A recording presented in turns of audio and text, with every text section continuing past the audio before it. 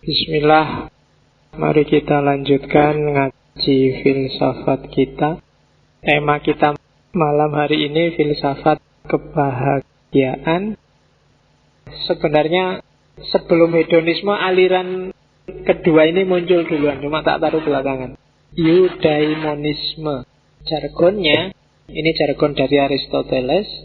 Pleasure is limited goal, happiness is complete goal. Jadi kesenangan itu tujuan yang terbatas.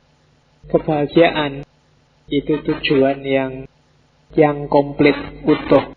Eudaimonisme. Dari asal kata eudaimon. Oke. Ya, kita seneng-seneng sama mic dan soundnya. Eudaimon itu sebenarnya kalau letterlock, daimon itu roh penunggu. Jadi eudaimonisme itu orang yang punya jin penunggu yang baik. Cuma terus daimon itu asosiasinya digeser menjadi jiwa. Jadi orang yang punya jiwa yang baik. Aliran ini memang secara umum ingin bilang bahwa kebahagiaan itu kuncinya ada di jiwa yang baik, bukan pada kesenangan yang didapat. Jadi tujuan hidup setiap manusia itu kebahagiaan, bukan kesenangan. Bedakanlah antara bahagia dan senang. Apalagi dan senang-senang. Karena di Indonesia konotasinya jauh antara senang dan senang-senang. Kita semua harus senang, tapi tidak harus kita semua senang-senang. Kalau senang-senang itu konotasinya sudah santai, sudah tidak serius, main-main. Nah, eudaimonisme itu aliran yang fokusnya adalah kebahagiaan sebagai hasil dari perilaku manusia yang ranahnya ada dalam jiwa. Kita pelajari pelan-pelan ya. Mulai dari tokohnya yang pertama. Tokoh paling awal itu Socrates.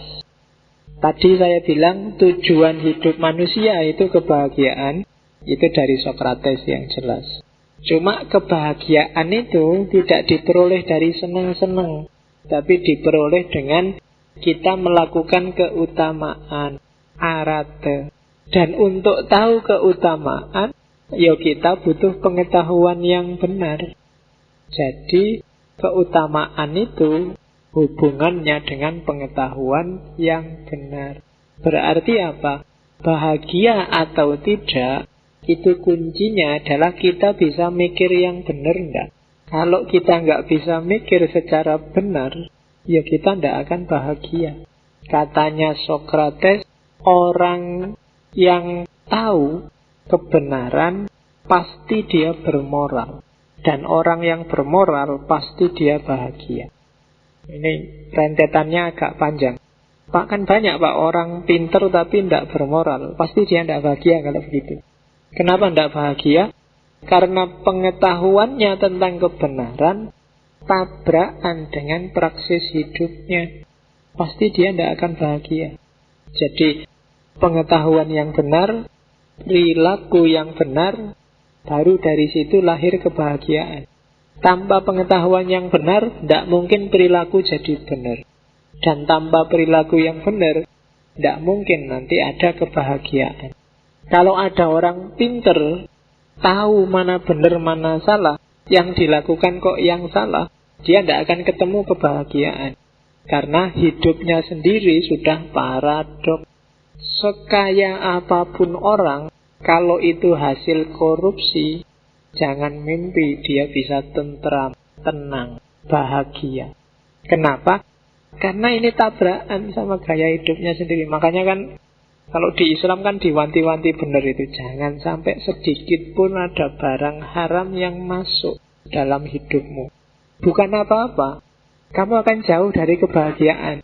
Mikirnya nggak usah jauh-jauh, besok berarti masuk neraka Pak. Iyalah itu besok, dipikir besok. Sekarang itu loh kamu sudah sumpek. Kalau banyak yang haram-haram ikut masuk. Kenapa? Hidupmu kontradiksi. tabrakan antara prinsip kebenaranmu dengan perilakumu. Maka katanya Sokrates, kunci awalnya adalah pengetahuan yang benar. Kalau pengetahuan sudah benar, perilaku juga akan benar. Kalau perilaku benar, orang akan ketemu kebahagiaan. Berarti apa pertama-tama? Teorimu, pemikiranmu, pengetahuanmu harus benar dulu. Jadi itu kuncinya. Maka belajar itu wajib. Bukan urusan kamu diperintah, tapi untuk kepentinganmu sendiri.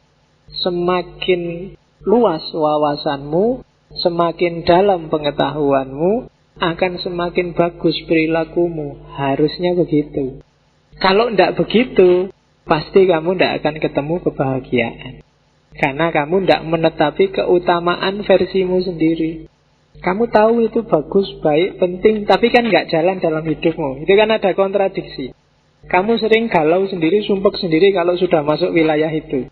Itu iyalah, pembelaanmu boleh, tapi kontradiksi nggak bisa kamu ingkari bahwa dalam dirimu ada tabrakan itu. Dan itu biasanya bikin kamu tidak bahagia. Maka luruskan lagi pengetahuanmu. Dari pengetahuan yang lurus akan lahir perbuatan yang lurus. Dari perbuatan yang lurus akan lahir kebahagiaan. Di situ tak tambahi satu, katanya Sokrates. Dan jangan lupa, pengetahuan paling berharga adalah pengetahuan tentang dirimu sendiri. Tentang banyak hal lain kamu bisa menipu, tapi tentang dirimu sendiri kamu tidak akan bisa nipu.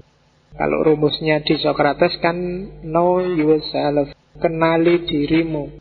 Begitu kamu kenal dirimu, positioningmu dalam hidup jadi enak. Siapa sih aku? Aku itu cara mikirnya gimana sih? Kebiasaanku apa sih? Tipikalku ini orang yang kayak gimana sih? Yang jelek-jelek apa? Yang bagus-bagus apa? Itu kan kenal dirimu. Kalau sudah kenal, ngatur strategi hidupnya enak. Nah, itu Sokrates, gurunya para filosof di Yunani. Ada kalimat bagus yang saya ambil dari dialognya Plato dari Sokrates. Katanya Sokrates, makanan enak, baju indah, dan segala kemewahan. Itulah yang kamu sebut kebahagiaan. Namun, katanya Sokrates, aku percaya suatu keadaan di mana orang tidak mengharapkan apapun adalah kebahagiaan tertinggi. Jadi, katanya Sokrates, kalau kamu merasa itu kan tidak mengharapkan apapun, itu berarti apa? Kamu menerima hidupmu apa adanya total 100%. Dan kamu akan jadi orang paling bahagia. Punya uang 1.000 dan kamu terima, bersyukur, rela, itu lebih bahagia daripada punya uang cuma 500 dan tidak bersyukur. Loh ini kenapa kok ketawa? Kurang tinggi, kebalik contohnya. Intinya menerima dirimu apa adanya deh sekarang. Coba duitku banyak, mau beli baju yang model itu, mau makan di sana, mau punya rumah yang tingkat 3. Semakin ini masih banyak di kepalamu, semakin jauh kebahagiaan. Tapi semakin kamu menerima dirimu sendiri, kalau bahasa sufinya qanaah, ya wis punyanya ini ya ini, mau apa lagi? So, dengan ini aja sudah senang saya, sudah syukur. Itu kamu bahagia. Itu teorinya Sokrates. Ya sebenarnya di Quran ayatnya banyak, cuma kayak ayat Quran kan bagi kamu sangat biasa. Beda kalau tak kasih ini ayat Sokrates loh. Biar ada getarannya lah teorinya, ngono pakai Sokrates. Padahal ya padha wae, nanti banyak ayat juga konotasinya sama. Jadi katanya Sokrates, aku percaya satu keadaan di mana orang tidak mengharapkan apapun adalah kebahagiaan tertinggi. Teori kedua, eudaimonismenya Plato, muridnya Sokrates, yang sempat jalan-jalan lama ke dunia timur sehingga banyak teori-teorinya sangat bau timur, termasuk tentang idea. Dia jalan-jalan di timur waktu dia galau setelah gurunya dieksekusi, dihukum mati. Katanya Plato, dia setuju 100% sama gurunya bahwa pengetahuan puncaknya kebahagiaan itu ada di pengetahuan yang baik, cuma dia nambah. Kondisi bahagia itu kondisi seimbang dari 3 unsur jiwa, yaitu akal, spirit, dan nafsu. Jadi ini harus seimbang dengan koordinatornya akal. Yang harus jadi rajanya adalah akal. Jangan spirit, jangan nafsu. Kalau akal yang menang, dia akan jadi manusia rasional. Kalau semangat yang menang, dia akan jadi manusia pemberani, tapi tanpa akal, dia akan jadi manusia nekat tanpa perhitungan. Kalau nafsu yang nyetir, nafsu akan membawa orang bahkan lebih rendah dari binatang. Tapi nafsu akan menjamin hidupmu nyaman kalau dia disetir oleh akal. Jadi katanya Plato, perhatikan 3 hal, spirit atau semangat, nafsu, dan akal. Rajanya harus akal. Ketika akal jadi rajanya, kamu bisa memperoleh kebahagiaan tertinggi tadi yang diteorikan oleh Socrates. Oke, jadi simpelnya itu. Nanti, apa sih yang diperoleh ketika akal menguasai spirit dan nafsu? Katanya Plato, ya paling tidak ada 4 hal paling utama, yaitu kebijaksanaan, keberanian, tahu diri, dan keadilan. Ini 4 karakter paling utama. Kalau kalian punya ini, itu sebenarnya kalian manusia yang utama. Yang pertama kebijaksanaan. Yang satu ini aja beratnya luar biasa. Kita ngaji bolak-balik Yosef bingung. Yang kedua apa? Keberanian. Semangat, spirit. Harus ada apinya. Jangan sampai kamu hidupmu melempem, apalagi masih muda. Harus ada semangat, tapi semangat yang rasional. Kalau nggak rasional, semangatnya jadi marah-marah, ngamuk-ngamuk, nggak terima, nuntut, kan sering itu yang terjadi. Tapi harus punya keberanian. Anak muda nggak boleh pengecut, tapi juga harus tahu diri, bisa ngukur kekuatan. Dan yang terakhir, adil. Ini 4 karakter utama manusia utama, katanya Plato. Jadi rajanya hidup itu harus akal kalau di Plato. Oke, terus cucu muridnya Socrates, Aristoteles. Kalau dalam bahasa Arab Aristo saja sebenarnya, atau ada yang nulisnya Aristoteles. Jadi meneruskan gurunya. Kuncinya kebahagiaan ada di akal. Dan akal akan melahirkan 2 hal, teoria dan praksis. Teoria itu tentang teori, refleksi, kontemplasi, dan kegiatan. Akal paling mulia itu teoria. Yang kedua, praksis. Praksis ini menerjemahkan hasil kontemplasi dalam kehidupan nyata, itu praksis. Kalau praksis berarti sudah ada orang lain dalam dunia sosial. Nanti yang tentang praksis ini nanti silakan dibaca Nikomakea, Etika Nikomakea itu nama anaknya sekaligus nama ayahnya Aristoteles. Bapaknya namanya Nikomakus, anaknya juga dikasih nama Nikomakus. Katanya Aristoteles, sama, kebaikan tertinggi, summum bonum, itu dicapai melalui kontemplasi, teoria. Jadi keutamaan yang tertinggi, akalnya harus jalan. Teori yang paling terkenal dari Aristoteles itu ini, the golden mean. Mean itu tengah-tengah, golden itu emas. Jadi teori tentang tengah-tengah emas. Nerjemahnya tidak enak ya. Teori tentang emas tengah-tengah juga tidak enak. Pokoknya wis golden mean ngono ya. Boleh tak terjemah tengah-tengah emas juga tidak enak. Tengah-tengah kok emas. Katanya Aristoteles, kebajikan itu adalah jalan tengah. Khairul umuri ausatuha. Jadi segala hal yang paling baik itu ada di tengah, kecuali donat. Loh ya, kalau donat tidak bisa pakai khairul umuri ausatuha. Nah, contohnya dinanya golden mean. Berani. Berani itu tengah-tengah antara pengecut dan nekat. Atau ini contoh tak sendiri. Cukup. Cukup itu kan tengah-tengah antara kekurangan dan kelebihan. Hidup itu memang enak cukup.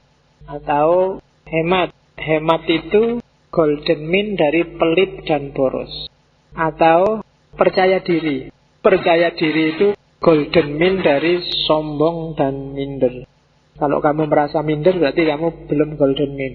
Atau kamu sombong, itu juga pasti tidak utama. Yang utama tengah-tengah, percaya diri. Percaya pada kemampuanmu tapi tidak dilebihkan sedemikian rupa sehingga jadi sombong. Juga tidak kamu kecilkan sedemikian rupa sehingga kamu jadi minder. Biasa saja, sesuai apa adanya, itu golden mean, percaya diri. Jadi untuk mencapai kebahagiaan, kamu harus tahu keutamaan. Keutamaan itu apa? Rumus paling gampang, golden mean. Kalau kamu pengecut, kamu tidak akan bisa bahagia. Kamu nekat juga tidak akan bisa bahagia.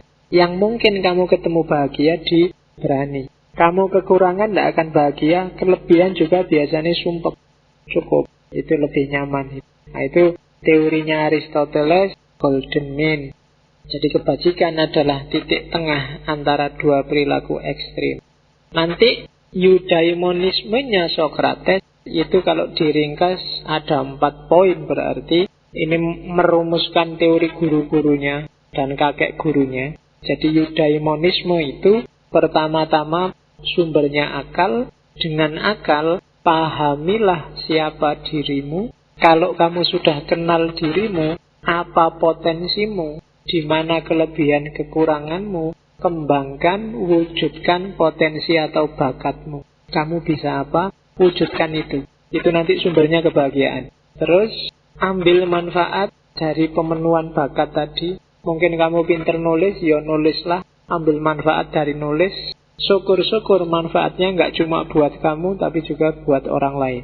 Dan yang terakhir, hiduplah secara moderat.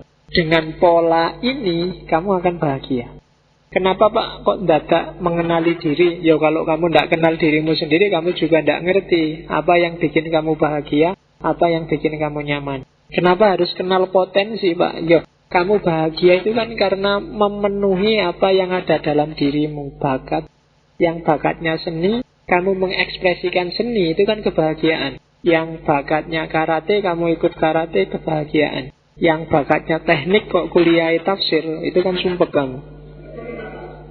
Tidak terpenuhi, tidak akan bahagia. Jadi penuhi, wujudkan potensimu, bakatmu. Dari situ kamu akan dapat manfaat.